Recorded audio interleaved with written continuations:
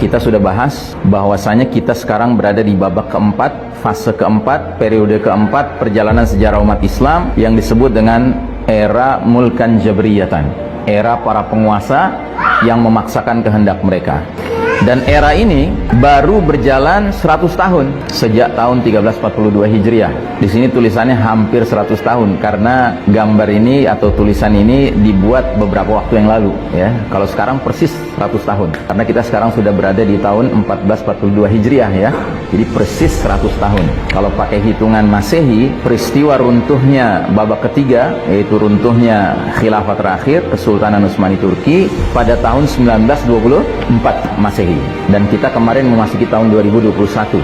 Nanti tanggal 3 Maret 2021 berarti persis 97 tahun kita berada di babak keempat pakai hitungan kalender Masehi. Nanti 2024 baru persis 100 tahun kalau pakai hitungan kalender Masehi. Nah, jadi babak keempat ini merupakan babak paling kelam dalam sejarah umat Islam. Makanya di dalam skema ini berada di bawah garis merah. Ya, garis merah ini batas kapan umat Islam sedang berjaya dan kapan umat Islam sedang terpuruk. Nah, kita waktu masih di babak pertama, babak kedua, babak ketiga, kita merupakan umat yang berjaya. Dan itu berjayanya lama sekali, 1342 tahun sejak peristiwa hijrah. Kita berjaya, kita memimpin umat manusia. Namun qadarullah, Allah mentakdirkan sunnatut tadawul, sunnah pergiliran terjadi.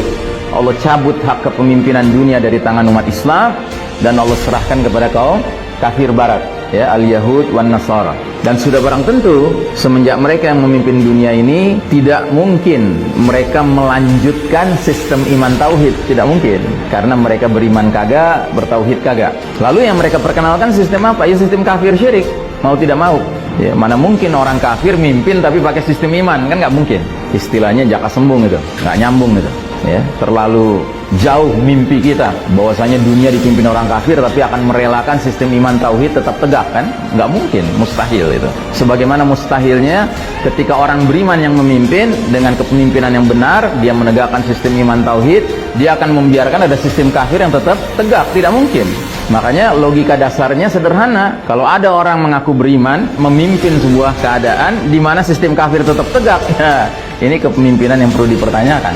Nah, jadi saudaraku rahimakumullah, mereka al-Yahud wan Nasara dalam memimpin kita di babak keempat ini ternyata semakin hari semakin berusaha mengkonsolidasi kekuatan mereka sehingga sistem yang mereka kembangkan ini lebih layak disebut sebagai sistem Dajjal. Sistem yang dibangun untuk menggelar karpet merah penyambutan Al-Masih Ad-Dajjal, sang juru selamat palsu si Dajjal itu. Otomatis nilai-nilai yang berkembang di dunia sekarang ini adalah nilai-nilai yang gelap, nilai-nilai kesyirikan, kesombongan, kekufuran, kemunafikan, kefasikan, kezoliman, kemaksiatan, kemungkaran dan seterusnya. Sesuai dengan hadis Nabi yang mengatakan badiru bil a'mali fitanan kakita'il lailil muslim, bersegeralah kalian beramal sebelum datangnya era penuh fitnah seperti sepotong malam yang gelap gulita. Nah, itulah era kita sekarang. Era di mana-mana kita temukan fitnah dengan aneka ragam bentuknya, sementara makin hari makin gelap dunia ini karena dikepung oleh nilai-nilai yang gelap. Yang jelas ada sebuah sunnatullah yang juga harus kita yakini. Apa itu? Ketika Allah menilai bahwa peradaban telah melampaui batas, ya, kezolimannya, maka Allah yang maha pemberi balasan pasti akan menimpakan azab yang pedih yang skalanya sesuai dengan skala kezoliman itu. Kalau kezolimannya skalanya skala lokal, ya azabnya azab lokal. Kalau skalanya skala regional, ya azabnya azab regional. Kalau skalanya global, azabnya apa? Azab yang global juga. Dan perlu kita ketahui bahwa sistem kafir syirik yang sekarang berkembang ini semakin hari semakin menunjukkan keasliannya.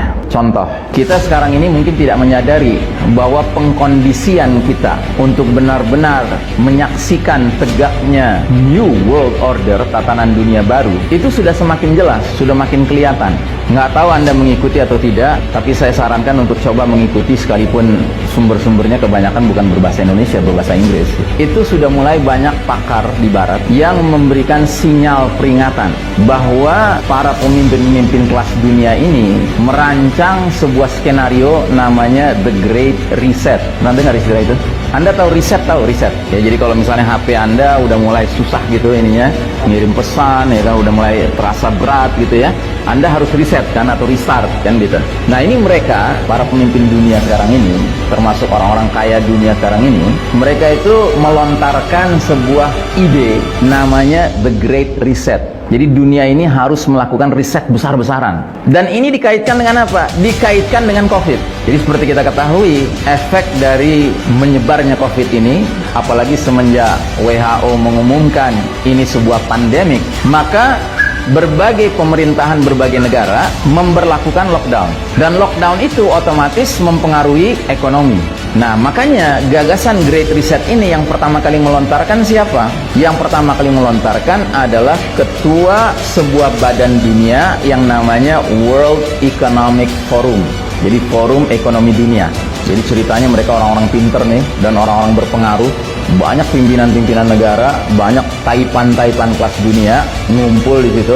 Terus mereka membicarakan, ini bahaya nih, dengan COVID ini lockdown, maka banyak ketimpangan ekonomi terjadi, ya kan, resesi ekonomi terjadi, ya kan. Maka kita kelihatannya harus menggagas sebuah ide solutif. Nah mereka akhirnya menggagas yang namanya The Great Reset. Nah Great Reset ini kemana arahnya? Arahnya adalah pembentukan One Global Government, sebuah pemerintahan global tunggal. Tapi nggak berhenti di situ. Ada kata sifatnya di situ. Sifatnya apa? Totalitarian. Tahu totalitarian artinya apa? Jadi One Global Totalitarian Government. Jadi sebuah pemerintahan totaliter yang global, yang tunggal. Paham totaliter artinya apa? Ada yang paham? Totaliter itu sama dengan otoritarian. Otoriter. Jadi sebuah pemerintahan tunggal dunia yang punya watak memaksakan kehendak sewenang-wenang ya. Dan slogan yang diangkat diantaranya berbunyi begini: You will own nothing but you will be happy. Anda tidak akan memiliki apa-apa, tetapi Anda akan hidup bahagia. Dan slogan seperti ini adalah slogan yang sangat cocok dengan faham ideologi komunis. Ya, kalau di negara komunis itu orang nggak punya private property, nggak punya kepemilikan pribadi, semua milik negara. Tetapi hidupnya senang. Karena apa? Karena semua keperluannya dipenuhi. Nah, jadi saudaraku rahimakumullah, dunia mau diarahkan ke sana. Jadi, yang segala Anda sekarang mulai mengalami nih, dibikinlah aturan begini, aturan begitu, ya kan, yang digunakan kalimat yang keren yang namanya protokol, ya kan.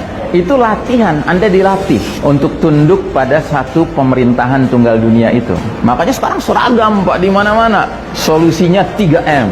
Itu Anda jangan pikir cuma berlaku di Indonesia, tidak. 3M ini berlaku di mana-mana sekarang, Pak. Orang kena COVID karena 3M, nggak dipatuhi. Orang nggak kena COVID karena 3M dipatuhi. Nah, jadi saudaraku rahimakumullah, kita harus paham bahwa kalau ini berjalan terus begini, berarti mereka bisa memaksakan kehendak-kehendak mereka untuk melakukan hal-hal yang dalihnya kebaikan masyarakat luas. Tetapi ujung akhirnya adalah kepentingan dari yang punya kuasa.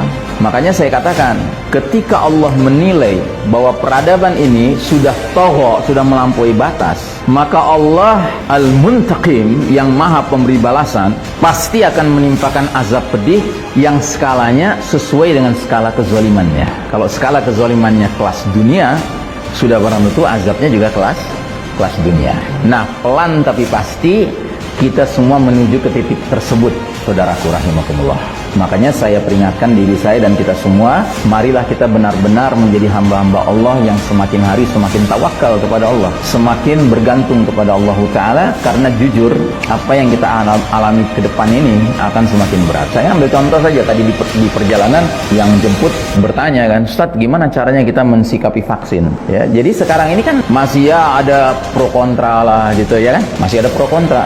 Termasuk yang wilayahnya diberlakukan atau akan diberlakukan aturan divaksin kena 300.000 rupiah, nggak divaksin kena penalti 5 juta. Itu kan di wilayah tertentu seperti itu, nggak di semua wilayah. Pelan namun pasti ini akan menjadi sesuatu yang disebut dengan mandatory vaccine. Vaksin itu akan jadi wajib untuk siapa? Untuk seluruh penduduk planet bumi ini. Kecuali siapa? Kecuali mereka-mereka yang memang bikin aturannya, atau mereka tampil juga kelihatan disuntik, tapi suntikannya suntikan yang punya kemampuan neko-neko gitu. Tahu kan, udah tersebar kan videonya tentang suntikan yang nyuntik tapi nggak nyuntik gitu loh, atau nyuntik tapi belok gitu suntikannya, atau vitamin C isinya ya, kalau dalam dunia sains biasa disebut placebo. Jadi nggak ada isinya, isinya cuman cairan biasa saja atau NaCl kali, garam kali. Nah, jadi saudaraku rahimakumullah, ini semua adalah sesuatu yang kita nggak boleh tutup kemungkinannya akan terjadi. Kalau tidak bisa dikatakan justru akan memang mengarah ke sana.